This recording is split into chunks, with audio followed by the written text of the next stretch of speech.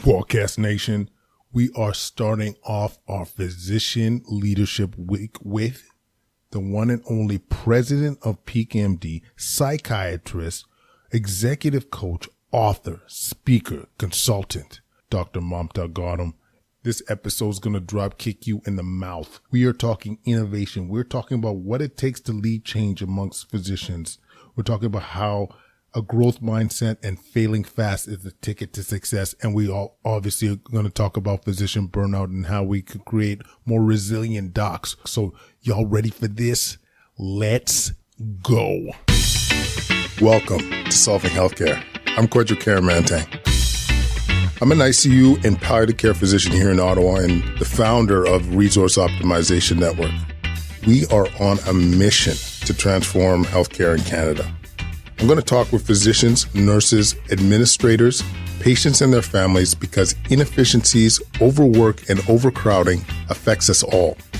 I believe it's time for a better healthcare system that's more cost-effective, dignified, and just for everyone involved. Ladies and gentlemen, this is a show I've been super excited to do for a while. We got the one and only Dr. Mamta Gautam. She is revolutionary. She is the doctor of doctors. I don't even know where to start, but she's an innovator. She is a creator. She's a coach. She is making medicine a better place for us all. So I just really am excited to bring you on the show. Welcome, Mamta, to the show. Kwadwo, thank you so much for having me. I have been looking forward to this as well. I can't wait for our conversation and to hear where this takes us. Absolutely, because we're going to be talking about stuff that I feel like in some ways has been a bit taboo in medicine. I wouldn't say maybe taboo is a little strong, but it's innovation. Like I've always been saying on the show how we need to be embracing this more in medicine. We are very resistant to change. And so maybe from your perspective, you've had great experience in terms of innovation in general, but in medicine, just in terms of your experience with innovation, just maybe speak a little bit to that. Yeah, thank you, Kwadwo. I appreciate your comments about change not being easy in medicine. I've now been in practice for 30 years. And as I look back over that time, I think that, there are many things that have changed. And certainly the result of evidence-based trials, the results of, focused research and knowledge translation, all of which are great, reasons to make positive change in healthcare. But, I also look at some other changes that people have struggled with that are really hard to do. And it's not just in healthcare. If we look overall, we see that, 1 in 3 change processes succeed, right? And I remember actually about 30 years ago reading that somewhere and thinking, isn't that interesting? And then, in fact, I know that over the years and, business schools, the Harvard Business Review has constantly had articles and books on change and change management and leading change. And, about 5 years ago, a follow-up study, still, it's only 1 in 3 change processes that succeed, right? So we know this is hard. I think this is exceptionally hard within healthcare. One of the things that I've looked at, certainly just the way my practice started back in 1990, I had the privilege of treating physicians. And as I started to look at and understand the need to promote physician wellness, not just in my office, but at a systems level, starting to talk to medical organizations, I can tell you it was not easy, right? People were very kind and people were very open to listening. And there was very definite feedback for me at the time, which was, Mamta, this is important, but unfortunately, it's really not our priority right now, right? And so, lots of people very open to thinking about it, but there was never really any action on it. And so this is just something that as I look at and have, consistently spoken about and pushed, it's just, music to my ears to see all the discussion and conversation happening about physician health in the last, say, 7 years, right? So we've kind of hit that tipping point. And so you think that's how long change happens or takes to happen within healthcare. And, this is something I thought about this just with my own personal experience. About 7 years ago, I started an executive MBA program. And in between the 2 years of the MBA program, they decided to take us on a class trip to Silicon Valley. And one of the things that they wanted to talk about was helping us understand more about innovation and entrepreneurship, and the sense that Silicon Valley really was this amazing habitat for innovation. And I was really excited to go because I was like, oh my gosh, I cannot believe I have this opportunity. I wonder what I'm going to learn here that I can bring back to medicine and really, fuel innovation in medicine. And what I found was that they do have enormous success in change and innovation. And it's not just scientific or technological in Silicon Valley. What they really have is this habitat, this environment that totally supports innovation. So, there are governing laws that support that.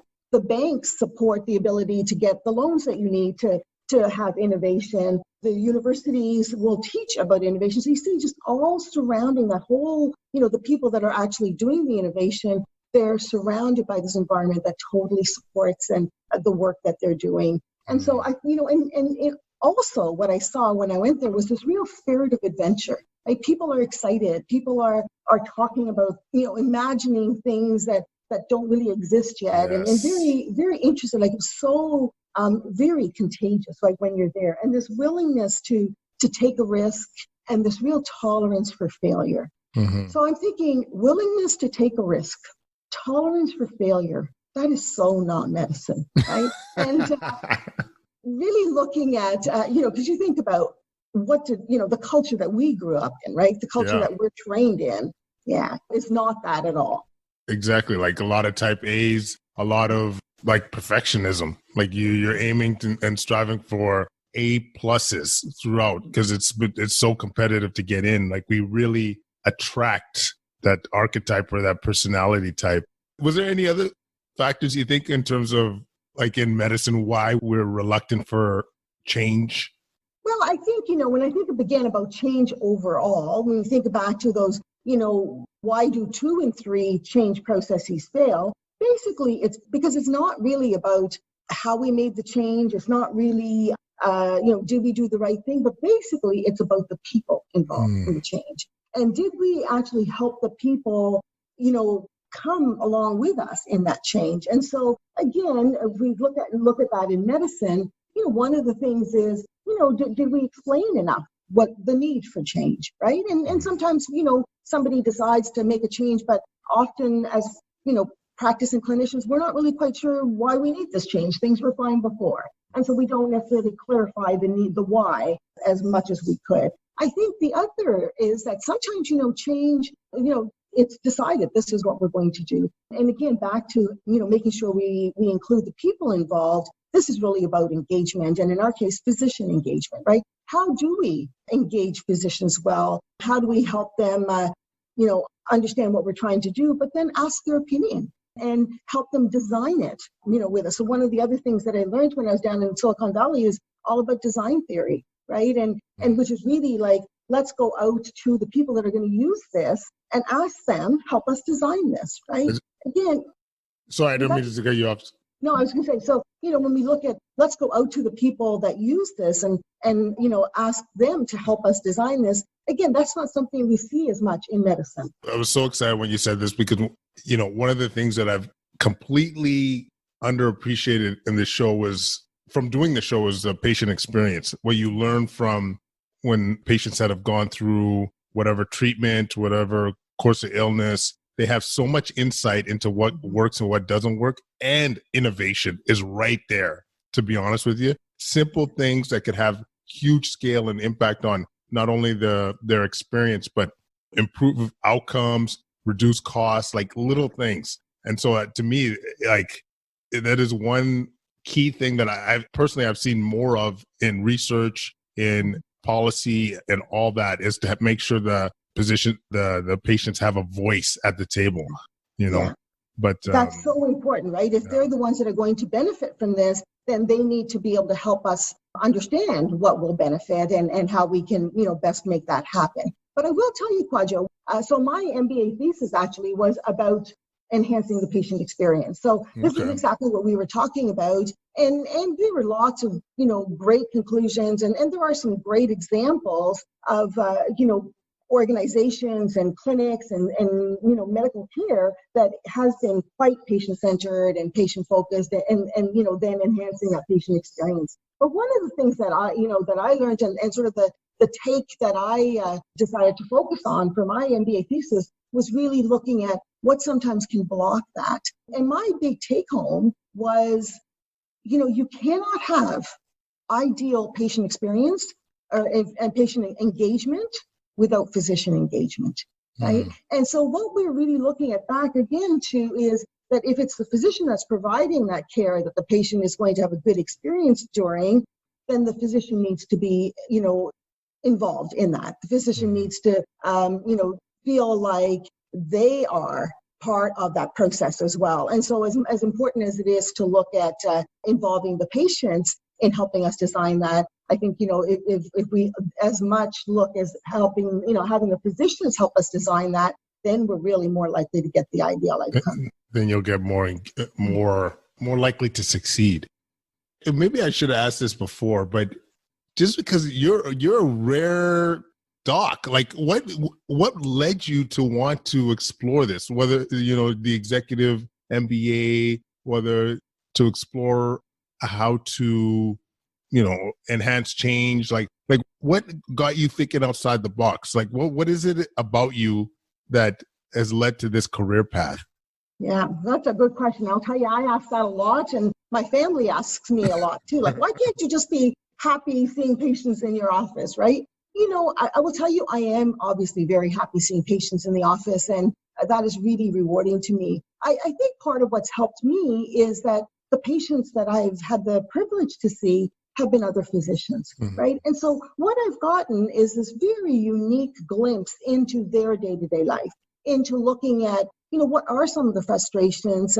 Sometimes it's personal, a lot of times it's cultural, and I mean cultural, the culture of medicine, and a lot of times it's, the healthcare system. And so, starting helping me realize that, my contribution to physician well-being is a very small factor here. And that's really, I think, what got me started on, how do we make change in the healthcare system, and why is it so difficult? And are there some things that are more likely to succeed than others? Mm-hmm.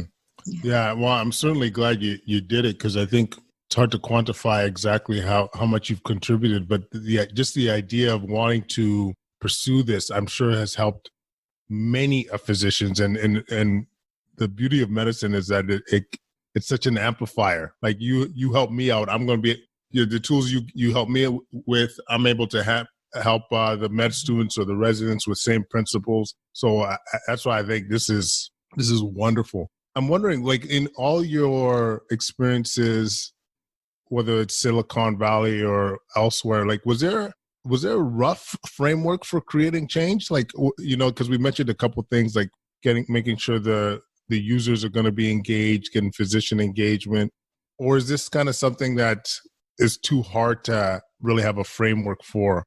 Yeah, I actually teach one of the CMA Jewel Physician Leadership Institutes on leading change. And so, I can tell you that there are many great frameworks for change. One of the standard quintessential ones is Cotter's model for change. And so there are some very specific steps that we look at, right? And I think for most physicians and most physician leaders, we can learn what those steps are and follow them flawlessly. But again, back to why do they not work? Why does only 1 in 3 work? And that's where I think, my understanding as a psychiatrist and really understanding people, helps contribute to that, because really it's not the change process that fails, right? It's the transition. And so the change process is really the external. Here are the steps. This is where we are. This is where we're going to get to, and this is how much it's going to cost. And all of that is critical and important for us to think about, right? But it's not enough. The transition part is the internal part. It's helping the people that are going to be impacted by the change through that, and understanding what process do they go through? And basically, in a very simplistic way, what we have to do when we make a change is, we're here, we want to go there, right? Mm-hmm. And even if all of us want to go there, and that rarely happens in change, there's usually some resistance, but we can look at, that's just energy. So we need to understand how to harness that. But if we want to go there, and even if we all want to go there, it involves leaving here. Right? Yeah. And so every time we leave, every time we end something or move away from something, there's a loss, Mm-hmm. right? And if you think about the stages of loss, the first is denial. No, that's not going to happen, Mm-hmm. right? Okay. And so there are some people just put their head, in the sand and just, somebody will let me know when that's happening. In the meantime, I'll keep doing what I'm doing, right? And then the next stage is anger and protest. Right. So then people are angry. People aren't happy about this. They protest. This isn't fair. No one asked me. Nobody even cares about me here. Right. And as leaders, we need to know that that's actually a necessary part of change. And so, if we can, again, listen and understand and allow that person to talk about what was so great about what we're letting go of and acknowledge that, then they're more likely to move with us. Right. And then there'll be some sadness because there has been a loss, but then we will more effectively move towards acceptance and integration, right? Mm-hmm. And the problem too is that, this is not a linear process. That's really just a scaffolding, for the kinds of thoughts and feelings people have. And, different people are at different stages along that process at different times, right? Mm-hmm. So very difficult for a leader to be able to manage all of those people and all of those different stages as we move forward. But, the leader that's compassionate, the leader that anticipates that, and the leader that is there to listen and to support their colleagues. And I think the listening part is really important because I have actually, helped consult in many change processes in North America where listening to some key people who were not happy with the process actually helped make that change even better, right? And so I think that, we need to be open to that and look at what we can learn as we move towards, the new change. Wow. There's a lot of gold in there because right now, COVID-19. Mm-hmm. So one of the positives out of all this is like people are more willing to change. There's more innovation happening to be able to provide better care, scale up, for example, ability to see more patients in the ICU or even, because of virtual care, like things have been more accepted. But I'm just thinking of example too in our ICU, we one of the things we changed and totally has gone through those steps of grief has been we now do sit down rounds. So instead of going from bed to bed to bed, to reduce exposure, we've decided to sit down in one room and the nurses come and see us. And there was a lot of unhappy people. And there was the denial. There is the protests. I still feel like we're in a protest phase, but it's. Remember, I said these aren't linear, so we can go back to one of those stages. Yeah. No, but it's just like it's interesting. But and then, but the real thing that seems to be clear to me is like people want to be seen. They want to be heard. They want to have a voice and say, this is why we oppose the process or whatever. And when you give them that voice or that avenue, whether the change is still happening or not, it just seems to have that much more of a calming effect, and I guess these principles in my mind are so important now because change is happening all over the place. Absolutely. COVID freaked out people. People are all these kind of new technologies, these new monitors, like so much change is happening. So it's a really and so rapidly, point.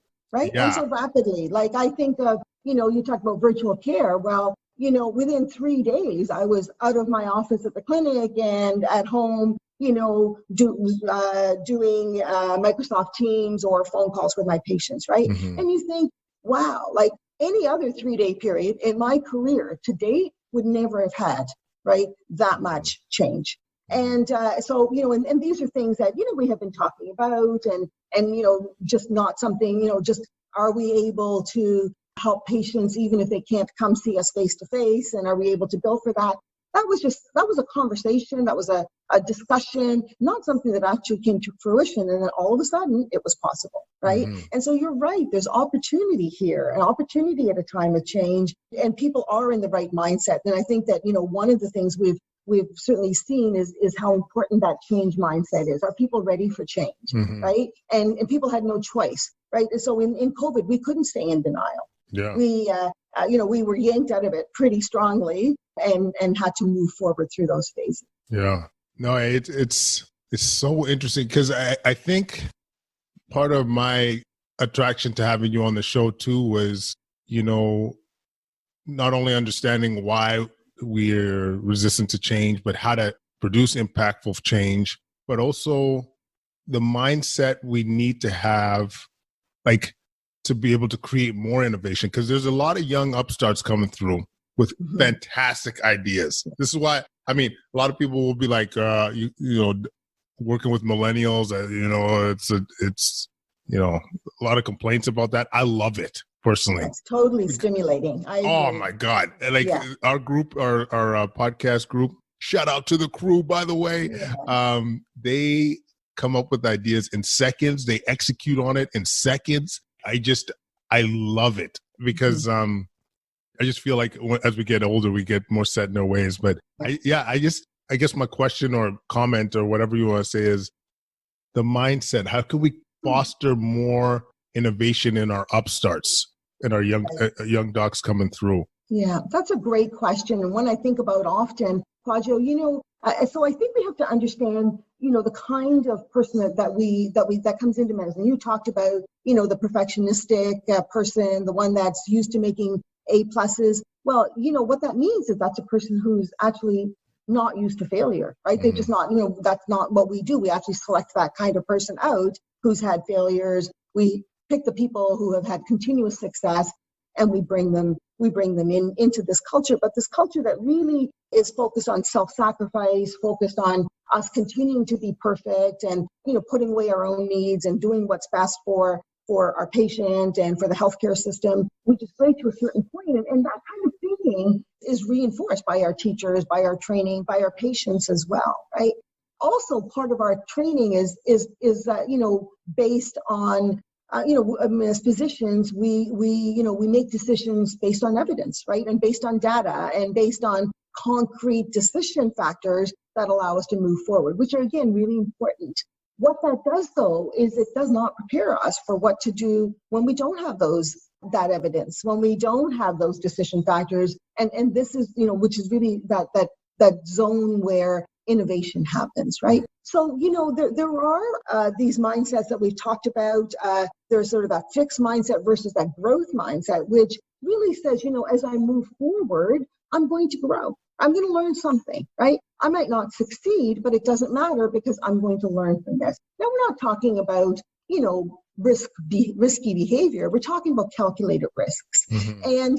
And there's lots of things in medicine, even if it doesn't sort of, we're not looking at putting a patient in direct risk. We're not looking at putting a patient in direct risk, but what we are doing is perhaps looking at, can we change the processes? Can we change the policies? Can we change the way we get there? Which certainly, is more of a calculated risk that we might be able to look at. But it does involve leaving our comfort zone, right? Mm-hmm. And we have this comfort zone, right? This is the stuff I know. This is the stuff I'm well trained in, and I know this, and I want to stay within this. And I know I can think of many times in my life where I have, had to what I would say stretch, right? I stretch out of my comfort zone into something that now is not that comfortable for me because I don't have all the answers. And there's a lot of uncertainty in that. What we need to recognize, though, is that's where the learning happens, right? That stretch zone is actually the learning zone.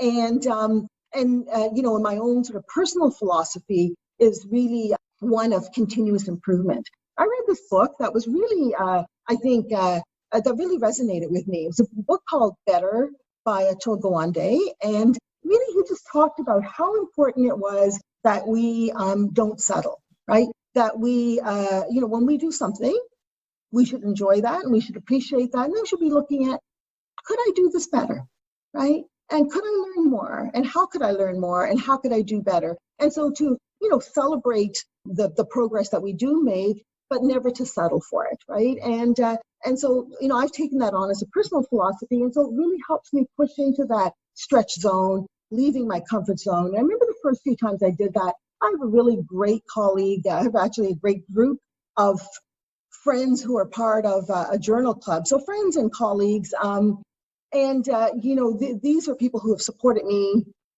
every step of the way over the last, I would say, at least 25 years. And I remember talking to them one of the first times where I was thinking, this is totally outside of my comfort zone. I'm not sure if I can do this. And I remember one of them saying to me, Mamta, comfort zones are highly overrated, right? I remember thinking, okay, right? I can risk this a little bit. It doesn't mean I have to totally, disconnect and be flailing. But if I can even take a few steps out of my comfort zone and stretch a little bit, then I start to learn, right? And yes, I risk failure, but that's where the learning happens. Absolutely. I got Mamta, like I was getting, I want to say chills or something as you're speaking to this, because you look at some of the quote unquote failures that you've experienced in life, that I've experienced in life, and the results of these failures, the lessons you learn, how you have become stronger, more innovative, more of a role model as some of the stuff that you've failed at or got out of your comfort zone. Like, yes. I mean, I'm just saying this because it's front of mind now. Like I did a little blurb on like Black Lives Matter, talk about my family and experience with racism and the stuff that has come through from that and that is for like, I'm a guy that you don't know me that well yet, but I hold my cards close to my chest. Yes. And yeah, to be able to do that took a lot. And the stuff that's coming through as a result, more conversations with youth, more organizations willing to, really question how they approach diversity and racism. But yeah, absolutely being able to get used to being uncomfortable. That's one of the gifts actually of being in ICU because, or uncertainty, uncomfortable, because there's often situations where you're like, I have no idea what's going on. Public might be freaking out about this. I don't know what's going on, but I have the foundation to be able to manage this. And so you get through it and patients do well. But having that level of uncertainty, that uncomfortableness, that like, this is when the beautiful stuff happens. I mean, I could speak to this on so many levels or give so many examples, but like, do you have any personal examples that you're willing to divulge in terms of when you stepped out of that comfort zone or just, where you were extremely uncomfortable and good things, or you quote unquote failed and there was some positivity that came through? Yeah, absolutely.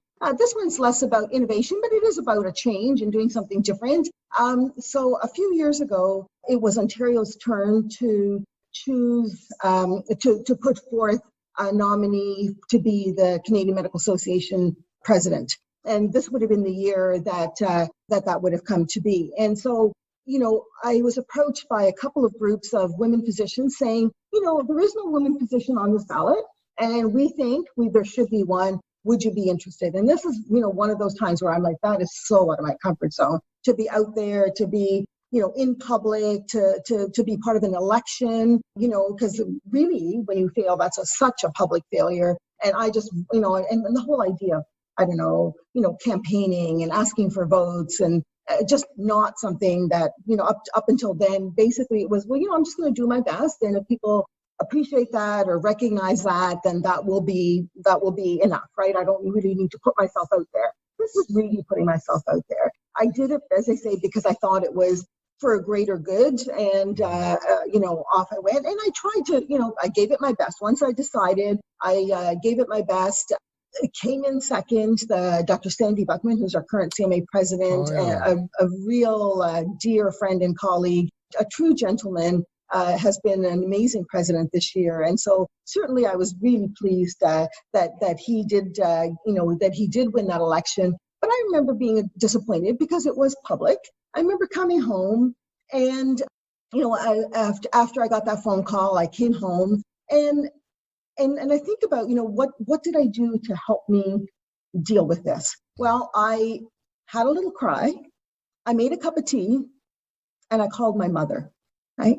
And my mother was wonderful, right? She really got me to think about, she asked me a few very specific questions. She said, are you glad you did it? And I said, for sure. Right? I said, it was important for me to have a woman on that ballot. And, it was a great experience. She said, do you think you made a difference? And I said, I think I did, because we talked a lot about physician health, more than we have before. And I think, we've raised awareness of a topic that's really critically important. And then my mom said to me, well, so like, would you do it again? If you were given that opportunity, like, if you were to start at the beginning, would you have done the same thing? And I said, yeah, I would have made that same decision, because it was a good decision. Then she said, you know what? Then you did succeed, right? And she said, just turn that page and move on. And that, in a nutshell, is really what I talk about when I say fail fast, right? And I think one of the things that we need to look at is recognizing that, failure is a stepping stone. If failure is not the end game, it's a stepping stone. And so to be really agile, whether it's personally or as an organization or in healthcare, we really have to give people the opportunity to try. We have to give people the opportunity to fail. And that means that, we need to help them fail fast. Mm-hmm. And fail fast is really this concept where, we recognize that it didn't work out as well as we would hope. We look at what was the problem, what were the lessons learned, and then we don't sort of take it personally, we don't ruminate about it, we don't make, the fact that it didn't succeed somehow become about us and the fact that we're failures, and, in that whole rumination of what could I have done better. It's really, it was worth a try. It didn't really work out the way I hoped to, but I've learned something from it. I'm going to turn the page and move on. Right? And I think that's the kind of attitude we need to start to adopt. That's the mindset. I think that's part of what, as leaders in medicine, we need to start to be thinking about and talking about a little bit more, and role modeling for colleagues as we encourage them to take some of these very calculated risks and innovate as they move forward. 100%. Like, this is, if you think of all the improvements we could be having in healthcare, and we still have a lot of work to do. Mm-hmm. And to be able to provide that culture or mindset, or just encourage those things, like, only good things will happen. And I think part of it too, and I see this in medicine all the time, like we're very much outcome driven. Like, where what I mean by that is you could do everything right. Like, I had a conversation with this colleague, surgical colleague, the other day. He's like, you did everything right. Nothing you would change really in terms of how to improve that patient outcome, but the patient had a poor outcome. And you beat yourself up for it, you second guess yourself and all that stuff. But if the process is right, there's only so much you can control. And similar to like any kind of innovation that you're trying to do, like you look at your process, and sometimes you get a win, and maybe your process is poor, but sometimes you'll get that win. But ultimately, if you look at your process and say to yourself, we've done everything right, or this is where we can improve, and you just kind of learn and create that ultimate goal that you're trying to achieve. Like, this is the ultimate, to me, that's the most important lesson. And so, yeah, I hope, as you said, we could be more receptive to this fail fast mentality, because honestly, I only think only good could come out of that. Yeah. And I wonder too, like, how much, like, I'm very skeptic always when it comes to my senior colleagues, just like in terms of changing mindset. So to me, the focus has always been on young physicians, residents, medical students. In your experience, do you find people have that capacity to change, especially as we get older? I think we do. And I think that because some of what you're talking about is personality. And I think that if you're the sort of person that likes things to be known, that likes things to be sort of solid and secure, then that might be harder to push out of that, right? But I think that, but as you've said, even those people have somehow had to manage during the uncertainty that we've had here now during the pandemic. But there is that. I think that sometimes, though, as I say, it's the culture of, in which we work that kind of makes us be more likely to stick to the tried and true and the tried and tested, right? Mm-hmm. One of the things that I wanted to add here was not everyone does that. And one of the things that I found as I go into healthcare organizations is help people look for what we call, pockets of positive deviance. Because even if the culture totally doesn't encourage innovation, there are some people that have just figured out, well, in our small group or in our department, we've figured out a way to do it that's a little more efficient, or that works better for us, and that's positive deviance. And so really in complex systems, which is what healthcare is, we see these pockets. And again, I think that, how do we look for them? How do we identify them? How do we recognize and reward that and encourage, and really create an environment where people feel like they're empowered to try and do something a little bit different, just to see if it will work, right? I think that some of that is already happening. And sometimes we do say, as you get older, you get more set in your ways, but I'm not so sure that's true. If I think about for myself, as I get older, I kind of feel like, I have less to lose, right? Mm-hmm. You kind of, think, well, maybe I don't, not that I don't care what people think, but I care less than I did when I was in my 20s or 30s, right? Yeah. And so some of those fears that hold us back as individuals in terms of, well, how awful would it be if I, ran for this election and didn't get it? Well, you know what, matters a little bit less now, because I can, assess that by a number of other factors and still see that was a good thing to do, right? Yeah. I think that, so I guess what I'm talking about is a little bit more of that confidence that perhaps we gain more as we get older. Yeah, I hope you're right. It certainly reigns true. Like, I definitely care less about what people think as you get older. You just realize, like, life is too short, and you can't please everybody. But yeah, I really hope you're right, because especially now when there's a lot of innovation and positive change that could be coming through peri or post-COVID, or whatever the term you want to use. So I think having these conversations like we're having now could really, hopefully, have some value in terms of embracing it. A couple of things that this is a bit left field, but I got to ask you, because I have you in front of me, because we could do a whole podcast on physician wellness for sure, and physician health. Series. Yeah, a whole series. Yeah. But any advice? I know this is so bad. I know I'm going to put you on the spot for some. So, any key advice or concepts to really improve physician wellness / health? Because this was part of your campaign. Was there any key themes that you would want to reach out to the physicians listening now? Okay, so how do I condense it? So you know what? Let me really focus. That's okay. Thank you for asking. Let me focus on two key concepts, I think perhaps that I would like the listeners to reflect on. So one is that, over the years, I have done a lot of work in trying to enhance physician wellness and looking at, what were the limitations? Why did it not work better or more than it could? And, this came to me, interestingly, when I was actually helping my young nephew do his math homework. And he was doing this, he was learning about the whole concept of multiplying by zero. And he was like, "Oh, Auntie, this is so great," right? And he goes, I get all of these answers right. So he's like, ask me anything, right? So I say, well, what's 5 times 0, right? And he gets, he rolls his eyes, that's so easy, right? Ask me a bigger number. So, I'm like, what's 832 times 0? And he gets that right. And then he's like, ask me even a bigger number, right? So we're now into the millions. And he still, he knows. You take any number, it doesn't matter what it is, multiply it by 0, and it's 0.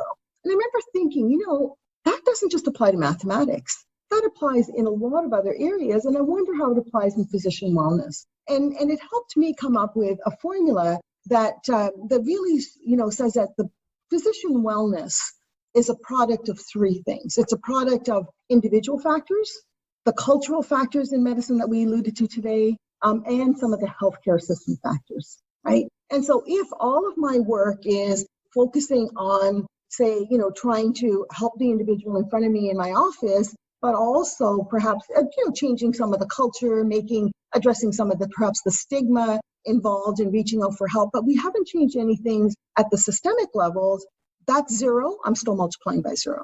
Now, I think it's really important because if we switch to the other and say, you know what, it's not up to the physician. Physicians are all healthy and resilient, and it's all the healthcare system. I want to make sure that we don't swing it too much the other way, because then the individual part's going to be zero, right? So we want to be really careful that we're not multiplying by zero. That's one big concept. The second part is really about resilience and to focus then on the individual factors, not because they are the most important or because, we need to be more resilient, but with all due respect, they are the ones that we have the most control over, right?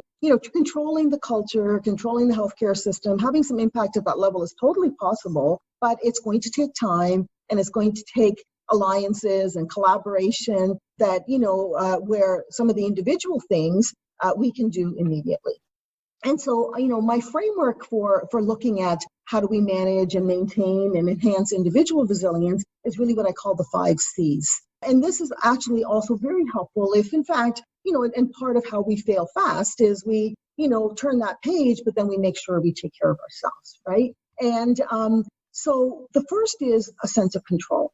And so we need to look at what we do control and what we don't control. A lot of times, particularly as bright people, we focus on the part we don't control and wish that were different. And mostly because that's the bulk of the problem. But in fact, there's a small part that is ours to control, and of that we have 100% control, right? So we want to be able to identify what we can and can't control, and identify what we can and focus on that, and perhaps learn to live with or lobby for change in the factors that we don't control. The next C is commitment. And one of the, when I talk about commitment, I mean our commitment to the work that we do. Like, what is it about medicine and the work we do on a day-to-day basis that is meaningful to us, that aligns with our values, that is really the why of what we do things? And particularly as we get stressed, particularly as we get overwhelmed, and, whether it's our day-to-day practice, it's issues in our workplace, it's dealing with this pandemic, we need to remember that why. We need to, think of why is the work we do meaningful to us, and how can we stay connected to that meaning, because that's what's going to help us go in and do it again tomorrow. The third C is connections and the caring connection. So to think about who are the people in my life that help me, that sustain me, that support me, that are there for me, right? And how can I, create, but also maintain those relationships, and to put some thought into who are those people in my workplace that support me, and how can I support them, but also who are the people in my day-to-day personal life. The fourth C is calming, right? Because there are times here, and we've alluded to some of those times, when we're grieving, when we're angry, when we're stressed, when we failed, where of course we're not going to be happy, right? And so we have to think about how are we going to manage our feelings so that we can de-escalate and calm down at that moment, right? And again, lots of good strategies to do that. I encourage you to look for some of those, and we can talk about those at another time. And then finally, the last C is caring for ourselves. And this is one that seems intuitive, but really what I've noticed over the years working with colleagues is what I call this brain-heart gap. That there's a gap between what we know in our brains we should be doing to take care of ourselves and what we actually in our hearts give ourselves permission to do, right? And so really wanting us to think about, how do we bridge that gap? What would you tell your best friend to do in a similar situation? And then how can we start to do some of that ourselves? And so this is not rocket science, but it's really, really critical. And, and often in medicine, back to that culture that we, live and work in, that tells us, right, taking care of ourselves is selfish. The patient comes first. We shouldn't be doing that. We see this as selfish or a luxury in some way. And I really encourage us to reframe that as an investment, right? You invest a little bit in yourself. And what you find is that you're much more available to all the people in your work and personal life that need you during the day. Right? So in fact, taking care of yourself first is probably the most unselfish thing that you can do.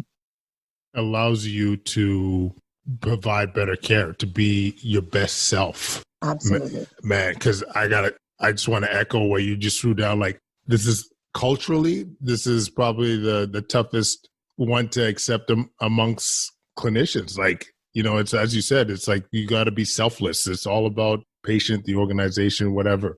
But you really, to be able to provide excellent care, you got to be taking care of yourself. It's similar to, I often say to my patients too, like, that, when they have a chronically ill patient, like, you got to take time for yourself. Dad's okay. We got an eye on him. If you need that full night's sleep, you need to go to that yoga class, that spin class, whatever you need to do, come back refreshed so you could be your best self. And yeah, I mean, those 5 C's are gangster right there. Like, would you say, is there other components? Was there another one that's you find quite challenging for physicians to accept or to approach? Like, for example, the other one that came to mind for me was the calming, like how challenging that might be in the moment, or maybe you could speak to any of those.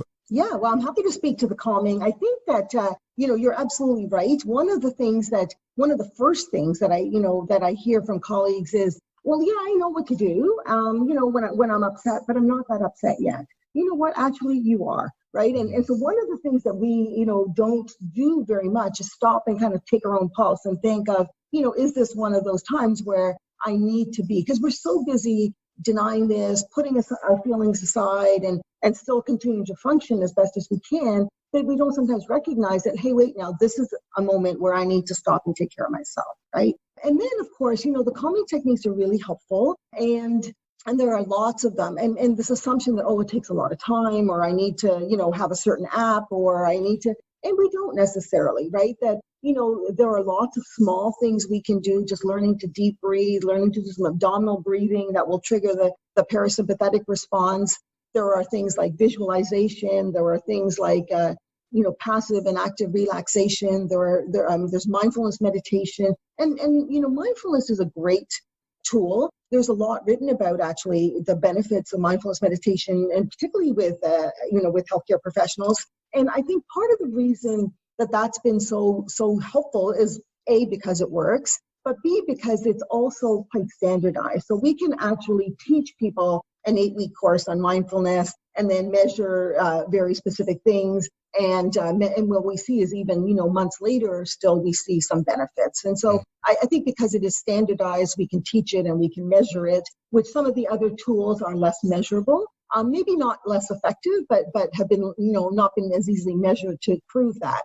So in the mindfulness, I just want to come back to is so critical, because it's, this is, of course, overgeneralizing, but I'm going to do it anyway. This assumption that, the sense that, if I think about what's happened in the past and I have regrets there, that's where I become more prone to depression. If I think about what's going to happen in the future and worry about that, it hasn't even happened yet. That's where that leads me to anxiety. So to get, to not feel either of those things, I need to stay firmly fixed in the present, right? And that's what mindfulness does. It allows you to stay in the moment. It allows you to appreciate what's here.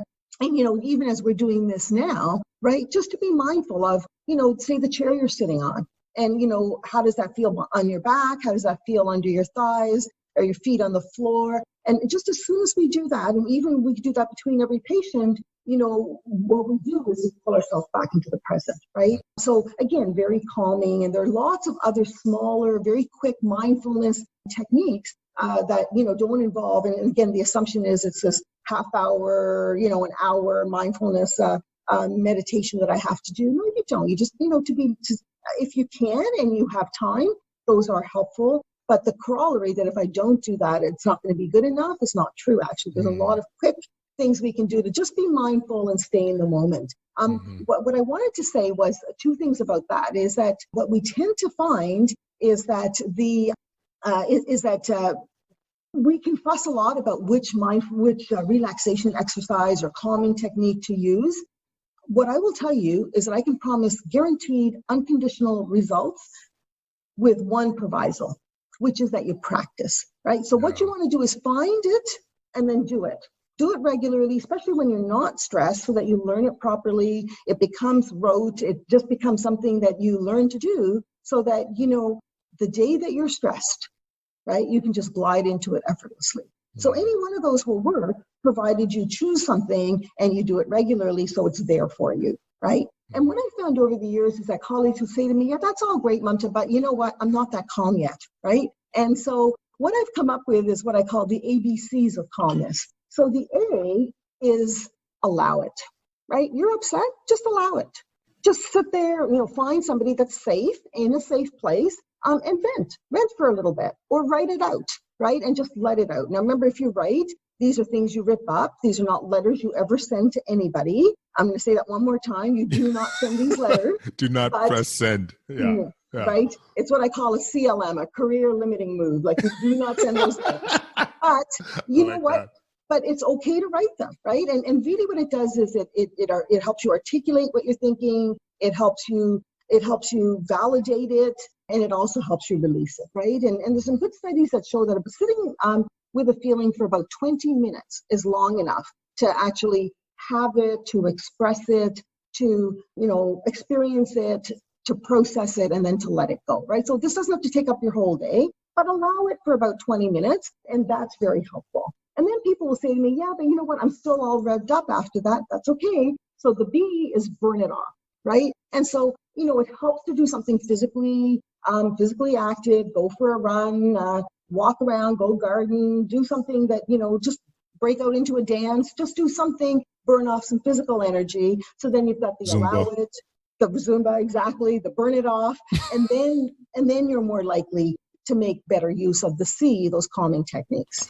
That, I got to tell you, that is gangster right there. That's some serious, great advice. Because I think especially coming from someone that with as much experience as you, because you'll see a bunch of techniques out there. I don't know if, for example, your A of what's the A? What's the Allow it. Allow it. I don't know how well that's accepted, because this is something that, for me personally, I would love the green light on some of that. You're having a tough day. You've slept 3 hours. You're on call. Some guy cuts you off. My inner voice is telling me, "Oh, don't let it bother you. Soothe yourself." But my loins are telling me, what are you doing? You want to just get that rage out and scream. Especially in the car where no one's gonna hear you. But I think that happens. Right? That's important that, you can have any feeling you want and you should allow it. It's what you do about it, of course, that makes it okay or not, right? Yeah. But to have that feeling and to acknowledge it is always okay. Yeah. No, and that's great. And the other thing I think, I just want to echo what you said about mindfulness too. People do often think you got to be doing some sexy app and some 20-minute routine or whatever, but something as I personally love the walking meditation.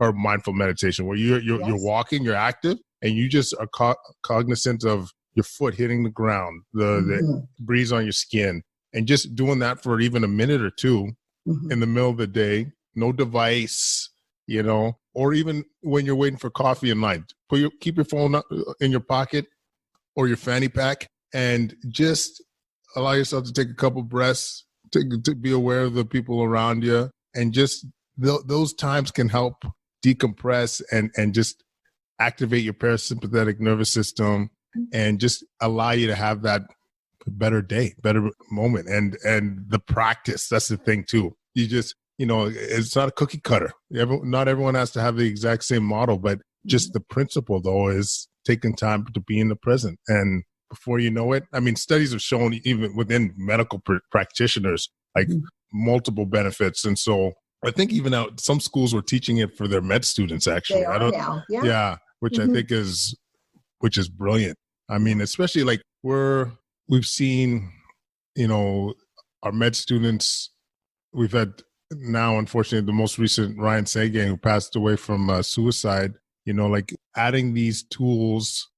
And I don't want to say this would solve everything, but just having these tools at our disposal maybe could have some impact to all this kind of burnout and increasing mental distress amongst our clinicians. But it's so important what you're doing. So important.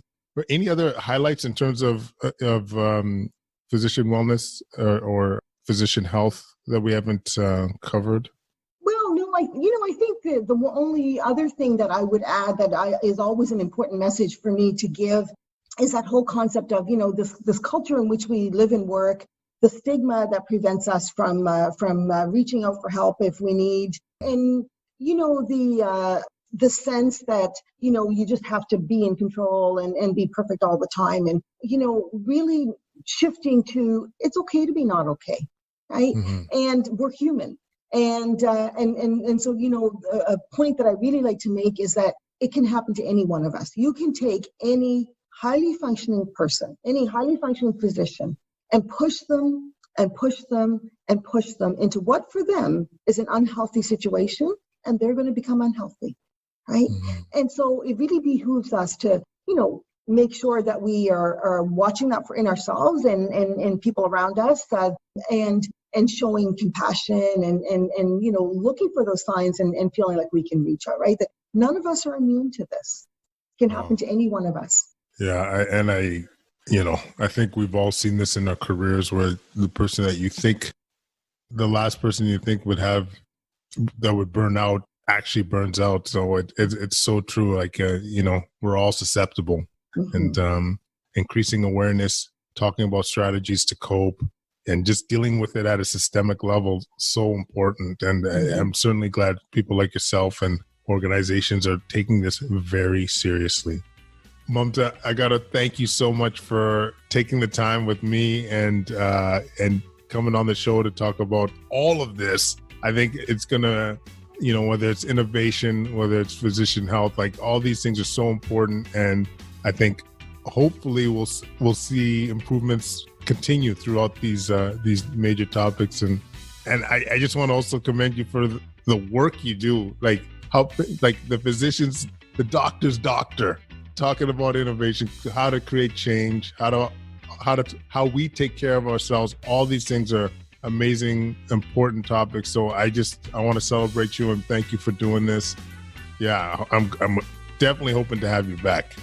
Yeah, thank you very much, Kwadwo, for having me today. And it was a real privilege to be able to share this time with you. Absolutely. Thanks so much.